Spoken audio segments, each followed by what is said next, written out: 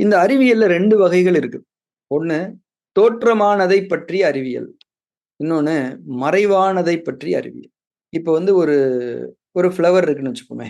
இது ஒரு மல்லிகை, ஜாஸ்மின். இந்த ஃப்ளவருடைய தோற்றமான தன்மை. இது வந்து ஒயிட் கலர்ல இருக்குது. இந்த ஷேப்ல இருக்குது. இதோட காம்பு வந்து கிரீன் கலர்ல இருக்குது. இதனுடைய தாவரவியல் நுட்பங்களை நாம் அறிந்து கொள்ள முடியும். அதனுடைய ஆழம் வரை சென்று அறிந்து கொள்ள முடியும். அது இந்த மல்லிகை மலரை பற்றிய பாதி புரிதல் தான். இந்த மல்லிகை மலருக்கென்று ஒரு மனம் இருக்கிறது. இது இந்த மல்லிகை மலருடைய மறைவான பகுதி. அதை பற்றியும் நீங்கள் அறிந்து கொள்ள வேண்டும். அதுதான் மல்லிகை மலரை பற்றிய முழுமையான அறிவியல். இப்போ ஒரு மேங்கோ இருக்குது. இந்த மேங்கோவுடைய வடிவம் மஞ்சள் கலர்ல இருக்குது, இந்த ஷேப்ல இருக்குது, இப்படி இருக்குது, இப்படி இதெல்லாம் சொல்லலாம். இத பத்தி நம்ம டீட்டெயில் சயின்ஸ் படிக்கலாம். அது நல்லது, படிக்கணும். ஆனா அது மட்டுமே அந்த மாம்பழத்தை பற்றிய முழுமையான அறிவியல் ஆகாது. அந்த மாம்பழத்திற்கென்று ஒரு சுவை இருக்கிறது. அந்த சுவையை பற்றி நாம் அறிந்து கொள்ள வேண்டும். மாம்பழத்தை பற்றிய முழுமையான அறிவியல் என்பது அதனுடைய வடிவத்தையும், அதனுடைய மறைவான தன்மையாக இருக்கக்கூடிய அதனுடைய சுவையையும் பற்றியதாகத்தான் இருக்க முடியும்.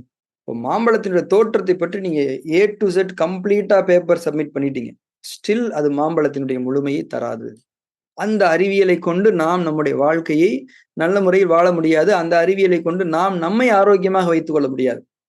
மீண்டும் சொல்கின்றேன், நாம் ஆரோக்கியமாக இருக்க வேண்டியது நம்முடைய வாழ்க்கையை நல்ல முறையில் வாழ்வதற்கான அடிப்படை. நாம வாழ்க்கைக்காக தான் அறிவியலை கற்றுக்கொள்கின்றோம். அந்த அறிவியலை முழுமையாக நாம் கற்றுக்கொள்ள வேண்டும் என்ற கருத்தை நீங்கள் புரிந்து கொள்ளுங்கள். அப்போ இத வந்து நம்ம அக்குபஞ்சர் மருத்துவ மரபுல என்ன சொல்றோம் அப்படின்னா, மெய் அறிவியல் என்று சொல்லுகின்றோம். உண்மையான அறிவியல். ஒரு படைப்பை பற்றிய முழுமையை, ஒரு படைப்பினுடைய தோற்றமான தன்மைகளை பற்றிய புரிதலையும், ஒரு படைப்பினுடைய மறைவான தன்மைகளை பற்றிய புரிதல்களையும் அறிந்து கொள்வதுதான் மெய் அறிவியல், முழுமையான அறிவியல். இதுல இன்னொரு முக்கியமான விஷயம் இருக்குது, புரிஞ்சுக்கிறணும். இதுல தோற்றமானது முக்கியமா, மறைவானது முக்கியமா, எதுக்கு மதிப்பு அதிகம் அப்படிங்கிற கேள்வி நம்ம முன்னாடி இருக்குது. இப்போ ஒரு மாம்பழம் இருக்குதுங்க, கடைக்கு போறீங்க. அந்த மாம்பழம் வந்து நல்ல சூப்பரா இருக்குது. பல பல பலன்னு இருக்குது. அழகா இருக்குது பார்க்கவே. அத வாங்கிட்டு வந்துட்டீங்க. ஆனா அது பயங்கரமா புளிக்குது. இப்ப அந்த மாம்பழத்த நீங்க தொடர்ந்து சாப்பிடுவீங்களா? கீழ தூக்கி போட்டுருவீங்களா? கீழ தூக்கி போடணும். ஏன்னா எந்த ஒரு பழமுமே புளிக்குதுன்னா, அத நீங்க சாப்பிடக்கூடாது. அது கிட்டத்தட்ட உங்களுக்கு முழுமையாக கழிவாக மாறிவிடும். பழங்கள் என்றாலே இனிக்க வேண்டும். இனிப்பு தான் பழத்தினுடைய தகுதி. பழத்தை சாப்பிடுவதன் நோக்கமே அந்த பழத்தினுடைய இனிப்புக்காக தான். ரைட். இப்ப என்ன இங்க கேள்வினா, ஒரு பழம் நல்லா இருக்குது. தோற்றமா சூப்பரா இருக்குது. ஆனா புளிக்குது. சாப்பிடுவீங்களா? சாப்பிட மாட்டேன். ஒரு பழம் செம்ம டேஸ்ட்டா இருக்கு. ஆனா ஒரு லைட்டா சின்ன ஒரு இடத்துல வந்து ஒரு அடிபட்டிருக்கு. அழுகியே போயிருக்குன்னே வச்சுப்போமே. அத மட்டும் கட் பண்ணிட்டு மீதியெல்லாம் சாப்பிட்டுருவோமா இல்லையா? மறைவான தன்மைகளுக்கு மதிப்பு அதிகம். இப்போ ஒரு மனிதர் இருக்காரு. நல்லா பார்க்க ஸ்மார்ட்டா இருக்காரு. கோட்லாம் போட்டு, பேண்ட்லாம் போட்டு, சென்ட் எல்லாம் அடிச்சு சூப்பரா இருக்காரு. ஆனா ரொம்ப வொர்ஸ்ட் கேரக்டரா இருக்காரு. கோவப்படுறாரு, பொறாமைப்படுறாரு, பெருமையா பேசிக்கிட்டே இருக்காரு. இவரு கூட நம்ம வந்து ஃப்ரெண்ட்ஷிப் வச்சுப்போமா? வாழ்நாள் முழுக்க இவரை ஒரு நல்ல உறவாக நம்ம ஏற்றுக்கொள்வோமா? ஏற்றுக்கொள்ள மாட்டோம். இன்னொருத்தர் இருக்காரு. சாதாரணமா தான் இருக்காரு. ஒரு சாதாரண ஷார்ட்ஸ் போட்டு வேஷ்டி கட்டிக்கிட்டு இருக்காரு. ஆனா தங்கம். குணத்துல தங்கம். அப்ப அவரு நம்ம வாழ்க்கையில எப்பயுமே கூட இருக்கணும் நம்ம விரும்புவோமா? இல்லையா? அப்போ தோற்றமானது முக்கியம் தான். ஆனால் மறைவானது அதைவிட முக்கியம். இப்ப அதே ஒரு நல்ல குணமுள்ள ஒருத்தர் நல்லா டிரெஸ் பண்ணாருன்னா இன்னும் சந்தோஷம் தானே! ஆனா மறைவானதற்கு தான் மதிப்பு அதிகம் என்பதை நாம் புரிந்து கொள்ள வேண்டும். அப்போ நாம நல்லபடியா ஆரோக்கியமா இருக்கிறதுக்கு அறிவியல் தேவை. அந்த அறிவியல் முழுமையான அறிவியலாக நமக்கு வர வேண்டும். அந்த அறிவியலில் எதற்கு நாம் முக்கியத்துவம் கொடுக்க வேண்டும் என்றால், மறைவான தன்மைகளுக்கு. அப்ப இந்த அக்குபஞ்சர் வாழ்க்கை அறிவியல் என்பது, இந்த இயற்கையினுடைய கூறுகள் இருக்கிறதா? இல்லையா? இயற்கையினுடைய கூறுகளில் ரொம்ப முக்கியமான கூறு மனிதன் தான். மனிதன் உட்பட இந்த இயற்கையினுடைய அத்தனை கூறுகளை பற்றியும், அத்தனை அங்கங்களை பற்றியுமான மறைவான தன்மைகளை பற்றி படிக்கக்கூடிய அறிவியல் தான் அக்குபஞ்சர் வாழ்க்கை அறிவியல். அப்ப இந்த அறிவியல் எவ்வளவு முக்கியன்றத புரிஞ்சுக்கிறணும். தோற்றமான தன்மைகளை பற்றி படிப்பதற்கு நிறைய கல்விச்சாலைகள் இருக்கின்றன. உலகம் முழுக்க கல்விச்சாலைகள் இருக்கின்றன. ஆனால் இயற்கை கூறுகளுடைய, முக்கியமாக மனிதனுடைய மறைவான தன்மையை பற்றி, எது அறிவியலின் மிக முக்கியமான அங்கமோ, எது அறிவியலின் மிக மதிப்புமிக்க அங்கமோ, அதை பற்றி படிப்பதற்கு, முக்கியமாக மனிதனுடைய மறைவான தன்மைகளை பற்றி அறிந்து கொள்வதற்கான கல்விச்சாலைகள் சொற்பமாகவே இருக்கின்றன. ஆனால் ஒவ்வொரு மனிதரும் தவற விட்டு விடாமல் படித்துக் கொள்ள வேண்டிய ஒன்று இயற்கை கூறுகளின் மறைவான தன்மைகளை பற்றி அறிவியல். இப்போ ஒருத்தர் வந்து ஒரு சயின்ஸ் டிகிரி படிக்காட்டி கூட பிரச்சனை கிடையாது. வேற ஏதாவது கூட படிச்சுக்கலாம்.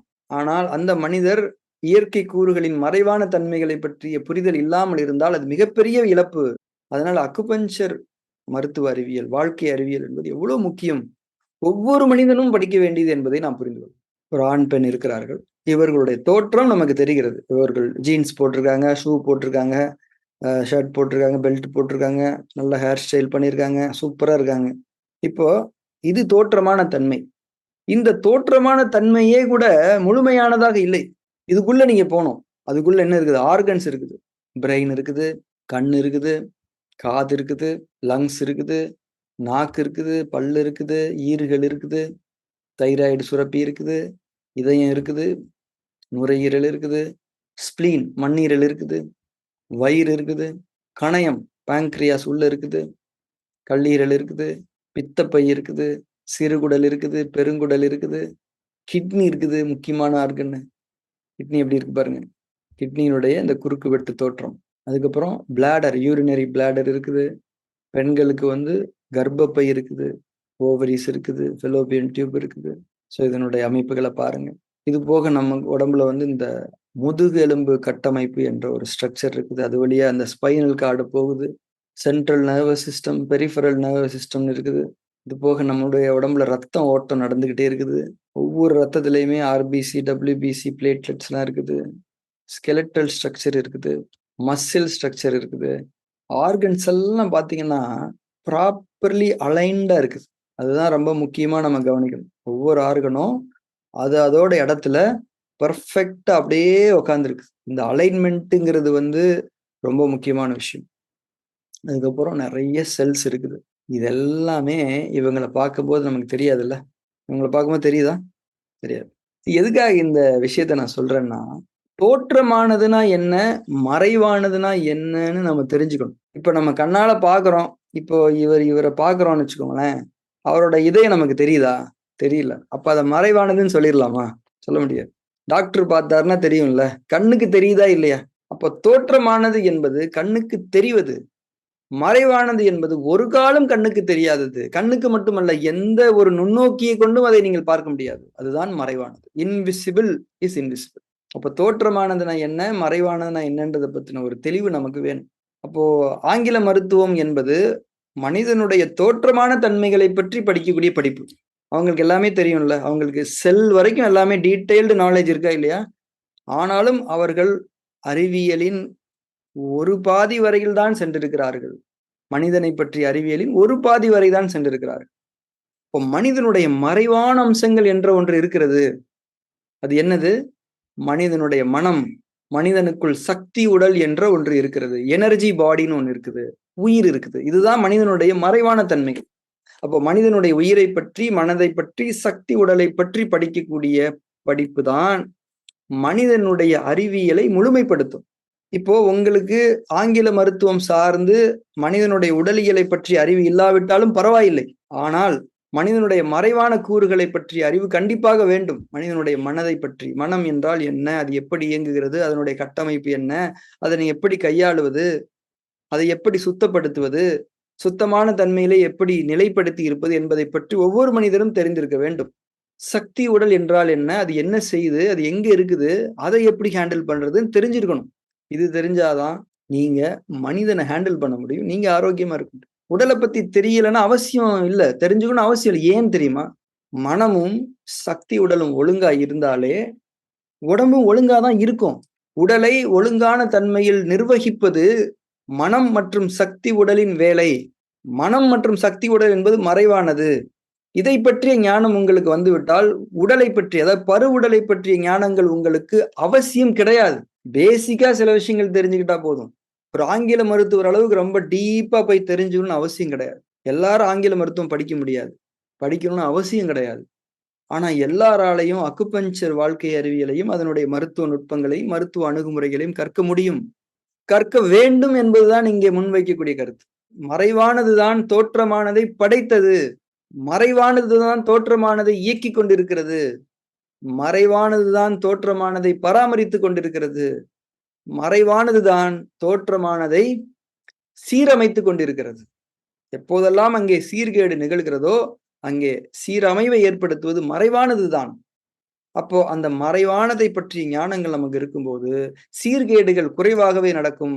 அப்படியே சீர்கேடுகள் நடந்தாலும் அதனை எந்த விதமான ரசாயன அணுகுமுறைகளும் இல்லாமல் நாம் சீரமைத்துக் கொள்ள முடியும்.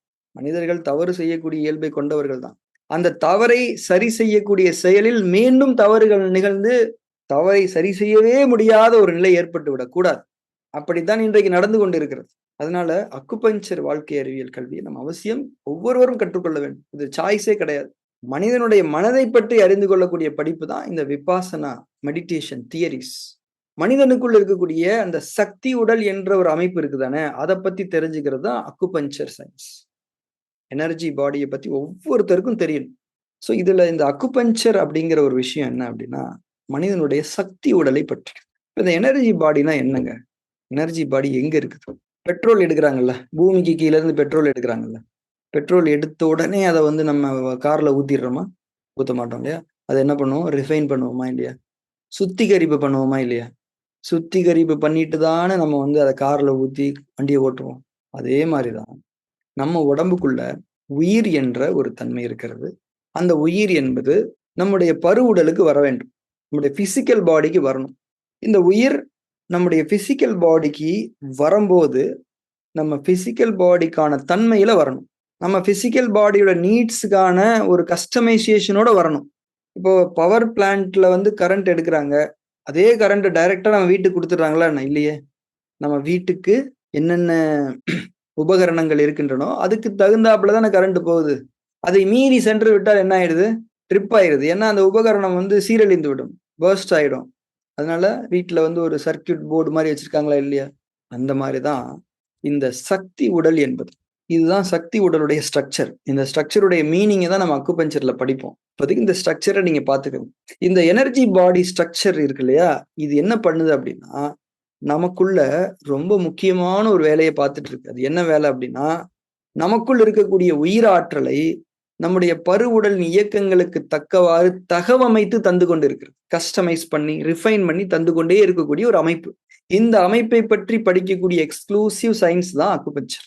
இந்த அமைப்புல என்னென்ன விஷயங்கள் இன்வால்வ் ஆகுது, அதை எப்படி ஒழுங்குபடுத்தணும், இந்த அமைப்புல ஆக்சுவலி என்ன நடக்குது, இந்த அமைப்புல எங்க தப்பு நடந்தா பிசிக்கல் பாடியில வந்து ஒரு பிரச்சனை வரும், நம்ம பிசிக்கல் பாடியில ஒரு பிரச்சனை வந்திருக்குது அப்படின்னா இந்த எனர்ஜி ஸ்ட்ரக்சர் இருக்கு இல்லையா, இதுல ஒரு பிரச்சனை வந்திருக்கும், இதோடைய ரெஃப்ளெக்ஷன் தான் அங்க வந்திருக்கும். அப்ப இதுல வேலை பார்க்கறது எப்படிங்கிறத தெரிஞ்சுக்கிறது அக்குபஞ்சர் சயின்ஸ். இப்போ அலோபதி மெடிசன் இருக்கு இல்லையா, ஆங்கில மருத்துவம் இருக்கு இல்லையா, அது என்ன பண்ணுது அப்படின்னா இதுக்குள்ள வரல, பிசிக்கல் பாடியிலே ஒர்க் பண்ணிக்கிட்டே இருக்குது, பிசிக்கல் பாடியில ஒரு சேஞ்ச் பண்ணுது. ஆனா உண்மையான தப்பு இந்த ஸ்ட்ரக்சர்ல தான் நடந்திருக்குது. இந்த ஸ்ட்ரக்சர்ல நடந்த தப்பை சரி பண்ணாத வரைக்கும் பிசிக்கல் பாடி ஃபர்தரா டேமேஜ் ஆகிட்டே தான் இருக்கும், நீங்க என்ன பண்ணாலும் சரி. அப்ப இந்த எனர்ஜி ஸ்ட்ரக்சர்ல ஏற்பட்டிருக்கக்கூடிய தவறை நீங்கள் சரி செய்வதற்கு கற்றுக்கொள்ளக்கூடிய கல்விதான் அக்குபஞ்சர் மருத்துவ கல்வி. ஏன்னா இதுல இருந்து தான் பிசிக்கல் பாடிக்கான எனர்ஜி கிடைக்குது. இதுல இருந்து பிசிக்கல் பாடிக்கு சரியான தன்மையில எனர்ஜி போகாததுனாலதான் பிசிக்கல் பாடியில ப்ராப்ளம் வந்திருக்குது. அந்த ப்ராப்ளத்தை நீங்க சரி பண்ணணும் அப்படின்னா இங்கதான் வரணுமே தவிர பிசிக்கல் பாடிக்கு போக கூடாது. அப்ப இங்க ஒர்க் பண்றது எப்படின்னு கத்துக்கணும் தானே, அதுதான் அக்குபஞ்சர். எனர்ஜி ஸ்ட்ரக்சர்ல இருக்கக்கூடிய எலிமெண்ட்ஸ் எல்லாமே நம்ம பிசிக்கல் பாடியில இருக்கக்கூடிய 5 மேஜர் ஆர்கன்ஸை வந்து தன்னுடைய கட்டுப்பாட்டில் வைத்திருக்கிறது.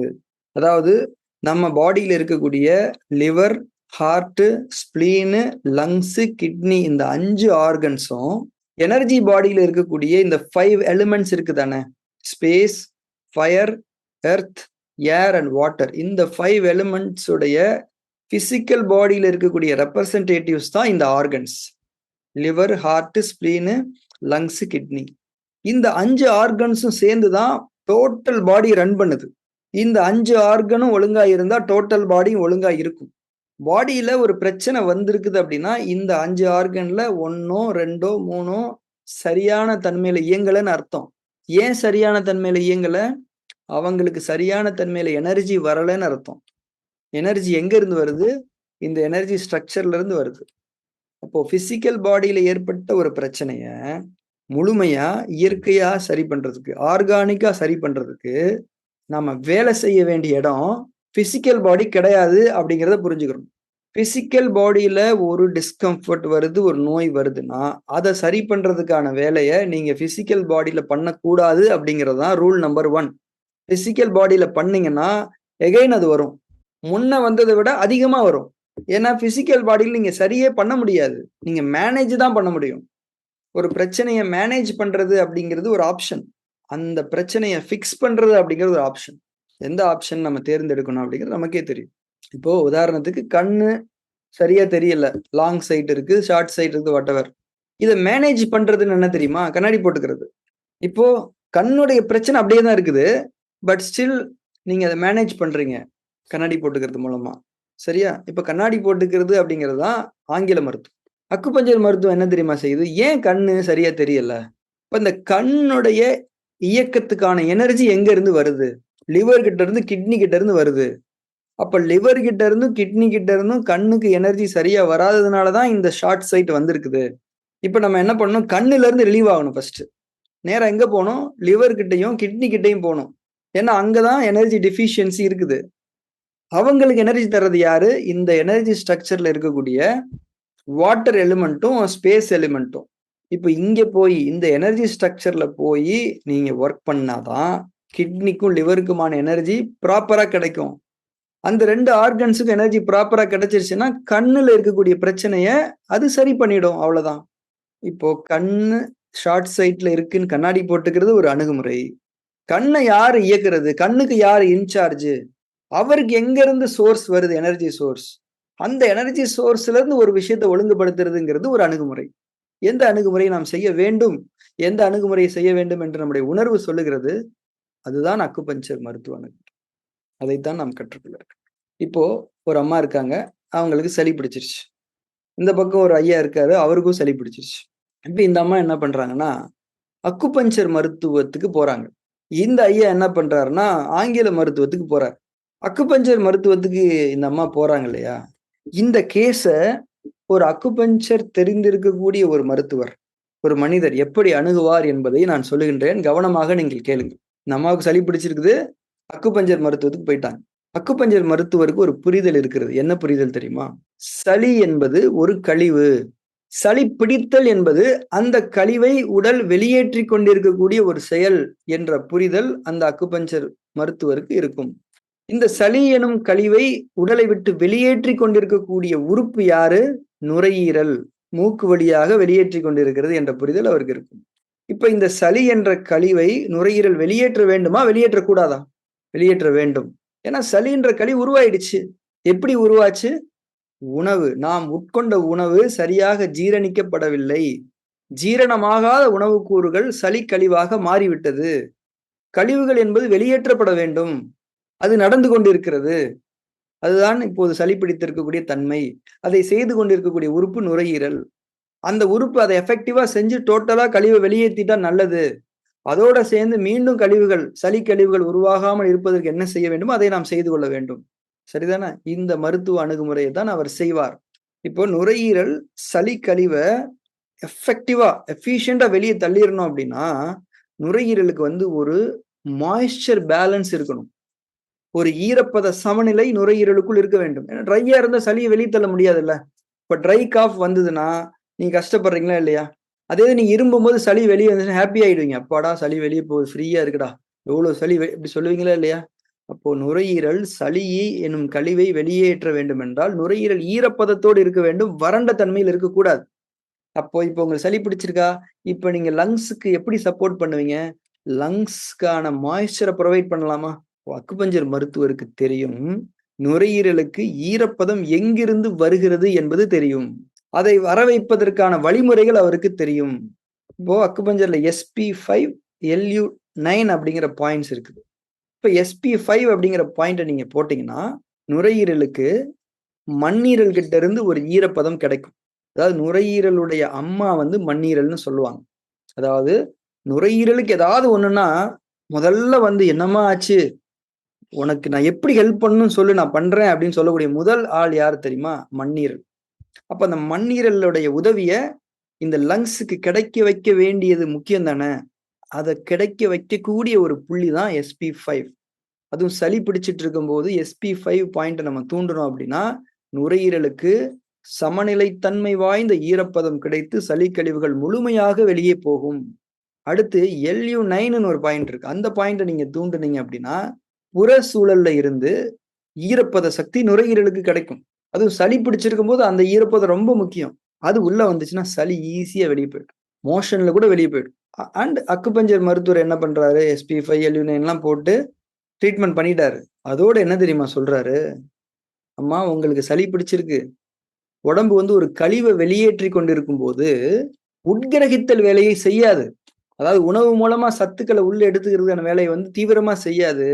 அதனால உங்களுக்கு பசிக்காது. அதனால நீங்க சாப்பிடாம இருங்க. அப்படியே லேசா பசி வந்தா கூட நீங்க வழக்கமா சாப்பிடுற தோசையும் இட்லியும் சப்பாத்தியும் சோறையும் சாப்பிட்றாதீங்க. சூப் குடிங்க, கஞ்சி குடிங்க, கொஞ்சம் பழங்கள் சாப்பிடுங்கன்னு தான் சொல்லுவார். அது மட்டும் இல்ல, கொஞ்சம் டயர்டா இருக்கும். ஏன்னா உடம்பு ஒரு கழிவை வெளியேற்றிக்கிட்டு இருக்கும்போது ஜீரண வேலையை பண்ணாது. உடல் இயக்கங்களுக்கு முழுமையாக ஒத்துழைக்காது. ஜீரண வேலையை பண்ணாதனாலதான் உங்களுக்கு சரியா பசிக்க மாட்டேங்குது. உங்களுக்கு டயர்டா இருக்குது. ஏன் தெரியுமா? கழிவுகள் வெளியேற்றப்பட்டு கொண்டிருக்கும் போது உடல் தன்னுடைய பொதுவான இயக்கங்களுக்கான சக்தியை ஊக்குவிக்காது. அதனால டயர்டா இருக்கும். அதனால டயர்டா இருக்கிறது நன்மை. பசி இல்லாம இருக்கிறது நன்மை. அதனால நீங்க நல்லா ரெஸ்ட் எடுங்க. சிம்பிளான உணவுகளை சாப்பிட்டுக்கங்க. சளியை வந்து முழுமையா நுரையீரல் வெளியே தள்ளிடும். அதுக்கான விஷயங்களை நம்ம பண்ணியாச்சு. இப்போ உடம்பு தூய்மை ஆகட்டும். அதுக்கப்புறம் சளியே பிடிக்காம இருக்கிறதுக்கான விஷயங்களை நான் சொல்றேன். அதை நீங்க ஃபாலோ பண்ணீங்கன்னா நல்லது அப்படின்னு சொல்லிட்டாருங்க. இப்போ ஒரு ஆங்கில மருத்துவர் கிட்ட அந்த ஐயா போறாரு இல்லையா? அங்க இதெல்லாம் கிடையாது. ஒரே மாத்திரை. அந்த மாத்திரை என்ன செய்யும் என்றால், சளி எனும் கழிவை, உடலுக்கு பெரும் தீங்கை விளைவிக்க வல்ல சளி எனும் அந்த கழிவை நுரையீரல் வெளியேற்றிக் கொண்டிருக்கும் போது, நீ ஏன் இதை செய்கிறாய்? அவருக்கு கஷ்டமா இருக்கா இல்லையா? நீ இந்த வேலையை செய்யாதே. நீ இந்த வேலையை செய்யாதே என்று நுரையீரலுடைய அந்த கழிவு நீக்கும் செயலை முடக்கி நிறுத்தி சளி எனும் கழிவை உள்ளேயே அடக்கி வைக்கக்கூடிய வேலையை வெற்றிகரமாக அந்த மருந்து செய்துவிடும். இப்ப சளி பிடிக்குது. சளி வெளியேறும் போது தானே சளி பிடிக்குதுன்னு சொல்றோம். இப்ப சளி வெளியே போல. அக்குபஞ்சர் மருத்துவத்துல முழுமையா வெளியே போயிடுச்சு. திரும்பவும் வர்றதுக்கான வாய்ப்புகளையும் அடைச்சாச்சு. இங்க என்ன பண்றோம்? சளி வெளியே போல. அந்த ஐயாவுக்கு ரிலீஃப் கிடைச்சிருச்சு. சளி உள்ளேயே இருக்குது. இந்த அம்மாவுக்கு சளி வெளியே போயிடுச்சு. திரும்ப வர்றதுக்கான வாய்ப்புகள் முற்றிலும் மூடப்பட்டாகி விட்டது. ஆனா இவருக்கு திரும்ப வரும். அதே தான் செய்வார் திருப்பி. எது செஞ்சதுனால சளி பிடிச்சிச்சோ, வெரி நெக்ஸ்ட் மொமெண்ட் அதையே தான் அவர் செய்ய போறார். ஏன்னா அவருக்கு கற்பிக்கப்படவில்லை. அது மட்டும் கிடையாது. அக்குபஞ்சர்ல வந்து அந்த நோய் தடுப்பு அணுகுமுறை என்பது ரொம்ப முக்கியமானது. எது சரியான உணவு, எது தவறான உணவு, எதை எப்ப சாப்பிடணும்.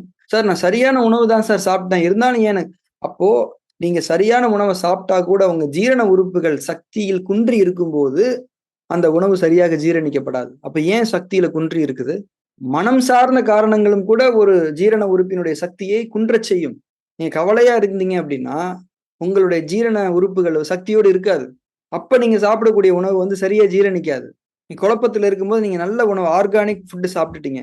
அந்த ஆர்கானிக் ஃபுட்டுமே உங்களுக்கு சரிவர சக்தியாக மாறாது. இப்ப இதெல்லாமே ஒரு அக்குபஞ்சர் மருத்துவர் தான் சொல்ல முடியும். ஏனென்றால் அவருக்கு தான் மனித உடலின் மறைவான தன்மைகளை பற்றிய, அதாவது தோற்றமான பரு உடலை இயக்கக்கூடிய மறைவான கூறுகளை பற்றிய ஞானம் இருக்கிறது என்பதை புரிந்து கொள்ள வேண்டும். நம்முடைய உயிராற்றல் இந்த 5 உறுப்புகளுக்கு செம்மையாக முழுமையாக வந்து சேர வேண்டும். இதுதான் ஒரே விஷயம். இதுல குறைபாடுகள் நடக்கும் போதெல்லாம் இந்த உறுப்புகள் தொய்வடையும். அப்ப இந்த உயிராற்றல் இருக்கிற அந்த சுப்ரீம் வைட்டல்சின்னு சொல்லுவாங்க. இந்த உயிராற்றல். இந்த உயிராற்றல் வந்து நம்ம மனசை கடந்து சக்தி உடலை கடந்துதான் இந்த உறுப்புகளுக்கு வருது.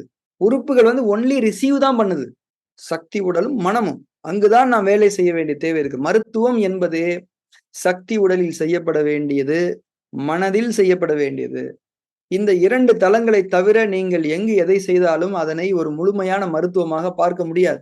அதாவது இந்த 5 உறுப்புகளையும் நாம் ராஜ உறுப்புகள் என்று சொல்லுகின்றோம். ராஜ உறுப்புகளுக்கான உயிரோட்டத்தை நாம் நிறைவாக கொடுக்க வேண்டும். ராஜ உறுப்புகள் நிறைவாக உயிரோட்டத்தை பெற்றாலே உடலில் எல்லா பணிகளும் ஒழுங்காக நடக்கும். நம்ம பாடியில என்னெல்லாம் வேலைகள் நடக்குதுன்றதை கொஞ்சம் தெரிஞ்சுக்கணும். இந்த ராஜ உறுப்புகள் இருக்கு இல்லையா? அதாவது heart, spleen, lungs, kidney, liver இந்த 5மே சேர்ந்து தான் நம்ம உடம்புல எல்லா வேலையும் பண்ணும்.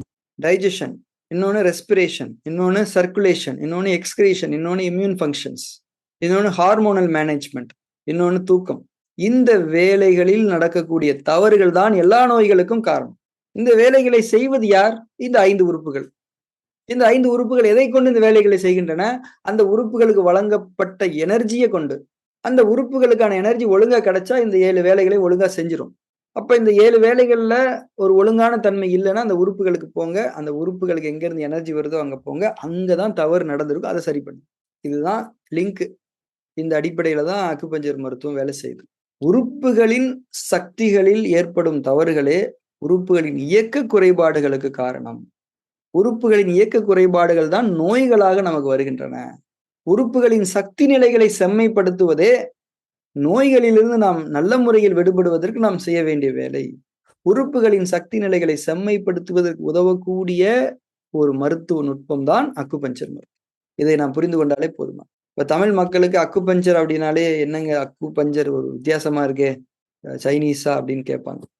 அக்கு பிளஸ் பங்க்சர். அக்கு என்றால் துல்லியமானது, சரியானது, தேவையானது என்று அர்த்தம். பங்க்சர் என்றால் குத்துதல், உள்ளே செலுத்துதல், புகுத்துதல், கொடுத்தல் என்று அர்த்தம். அப்ப அக்குபஞ்சர் செயல்முறை என்பது என்னங்க? எது சரியானதோ, எது தேவையானதோ அதனை சரியான முறையில் உட்செலுத்துதல், சரியான முறையில் கொடுத்தல், சரியான முறையில் புகுத்துதல் என்று அர்த்தம்.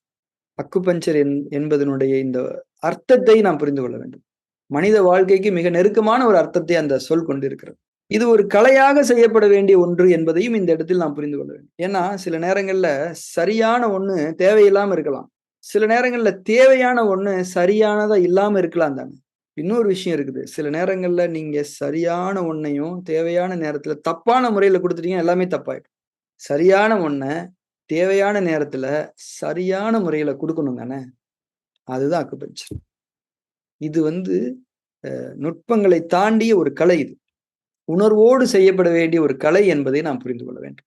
இந்த அக்குபஞ்சருடைய வளர்ச்சிக்கு மிக அடிப்படையாக இருந்த ஒருவர் இந்த எல்லோ எம்பரர் என்று அழைக்கப்படக்கூடிய ஹுவாங் டி அப்படிங்கிற ஒரு அரசர், ஒரு சீன நாட்டில் இருக்கக்கூடிய ஒரு அரசர். அவரு தான் இந்த அக்குபஞ்சர் வழிமுறையை ஆரம்பத்துல என்கரேஜ் பண்ணி, இதுக்கு நிறைய ஃபண்டிங்ஸ் பண்ணி, கவர்மெண்ட் சைடு நிறைய சப்போர்ட் பண்ணி, இதை இன்னைக்கு நாம இந்த அக்குபஞ்சர் சிலபஸை ரொம்ப ஈஸியா நம்ம எடுத்துக்கிறோம் அப்படின்னா அதுக்கெல்லாம் முக்கியமான காரணங்கள்ல ஒருத்தர் இந்த எல்லோ எம்பரர். அவர் என்ன சொல்றாரு பாருங்களேன். இந்த சிகிச்சை முறையை எல்லா எதிர்கால சந்ததியினருக்கும் கொண்டு செல்லுமாறு கட்டளையிடுகின்றேன். இதன் தத்துவங்கள் தெளிவாக விளக்கப்படட்டும். இதை கிளியரா எல்லாருக்கும் சொல்லி கொடுத்துருங்கப்பா. எந்த தப்புமே பண்ணிடாதீங்க. எல்லாருக்கும் சொல்லிக் கொடுங்க. யாராருக்கு என்னென்ன மொழியில புரியுமோ அந்தந்த மொழி எல்லாருக்கும் சொல்லி கொடுத்துருங்க. அதுவும் எப்படி தெரியுமா? அவங்க அடுத்த ஜெனரேஷனுக்கு அதை கடத்தக்கூடிய அளவுக்கு அவங்களை எஜுகேட் பண்ணிடுங்க. ஏன்னா இது அவ்வளவு சூப்பரா இருக்குது. இப்படிலாம் நீங்க பண்ணாதான் இந்த சிகிச்சை முறை ரொம்ப லேசான முறையில கடந்து வருங்காலங்களுக்குள் செல்லும். இது யாரும் லேசில மறந்துட மாட்டாங்க அப்படின்னு அவர் சொல்றாரு.